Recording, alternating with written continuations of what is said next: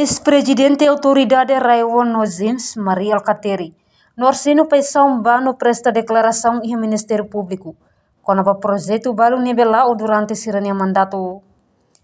E a segunda-feira, ne ex-presidente Região Administrativo Especial Ekusi Ambeno, no Zona Especial Economia Social Mercado, Maria Alcateri no Arseno Paisão Bano, bahalo declaração e Ministério Público quando o projeto Balo, nebehalau e Atauru. Maria Bin Amudi Alcateri to iha edifício Procurador-Geral República Colmera. Iha tukusia dader, acompanha Husinini escolta membro Corpo Segurança Pessoal no advogado privado Arlindo Sanches.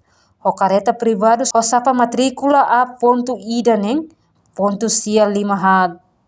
Hafoin to iha Ministério Público. Alcateri tung husi careta no lau tama ba iha Gabinete Central Combate Corrupção. No crime organizado nien, iha Procurador-Geral República. Onde submete a processo diligente e a Ministério Público. No nemos ex-presidente Raiwa, Arseno Paisão Bano, to e a Ministério Público e a tucusanolo dader, o careta privado sapa matrícula APB Rua Tolu. Acompanha Husinini advogado privado Marcelo. E a Ministério Público procurador titular nebecar processo ne, rona separadamente sirana em rua ne declaração. None husitukusia dader to tuku sanolu resin rua 5 minuto hatnolu resin ida media. Ministério Público rona uluk declaração Husi Maria Alcateri. Hafoing ne iha parte lokrai. Ministério Público continua rona declaração Husi Arseno Paisão Bano. Kona ba declaração ba caso fornecimento bemos iha Raiwan Nozims. No banhira jornalista sira koko entrevista ho ex-presidente Raiwan Nozims, Maria Alcateri. Kona ba razão mai presta declaração iha Ministério Público. Mas bem a parte rejeita foi comentário também considera nesse segredo de justiça.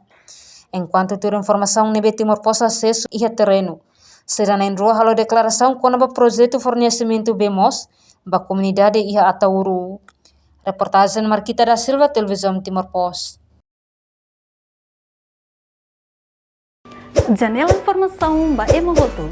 Atau tem informação atual dia kliu. Kita haluha. Haneham botão subscribe. Like, halo komentário no Fahia Tutang ba media sosial hotu.